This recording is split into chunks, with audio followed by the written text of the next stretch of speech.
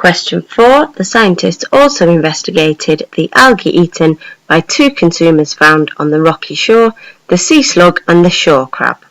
We're given a description of the investigation that they carried out, and the scientists then calculated the mean mass of each species of algae eaten by the consumer, and they used a statistical test to determine the p-value. So our question is asking us to use the data in the table, and it is asking us to suggest what conclusions the scientists could have made from this investigation when using the probability values in table 2. So when we are looking at the p-values, we're looking at the information that's given to us at the top table. So we are looking in this column at our p-values. What we're looking for when we look at a p-value is we're looking to determine how significant our results are. And the number that we are looking for is we're wanting our results to have a less than 5% probability they are due to chance. So if we can confirm using the p-value that there is a less than 5% probability that they're due to chance, then we can determine that our results are significant, and we can therefore reject any null hypothesis that would be made at the start.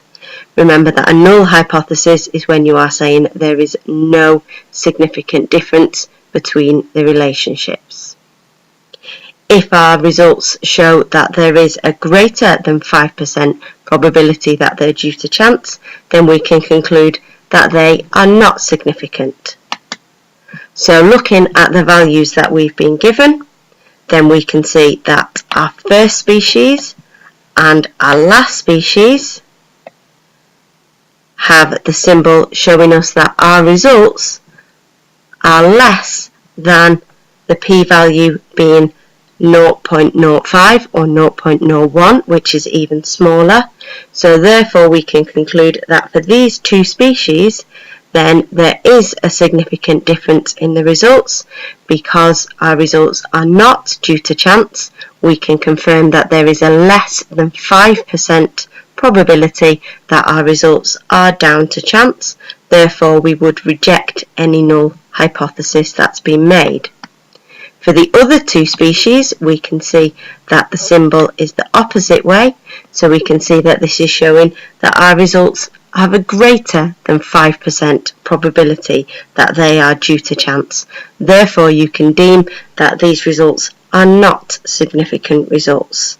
So in this situation, you would accept any null hypothesis, saying that there is no significant difference, because there is a more than 5% probability that they are due to chance.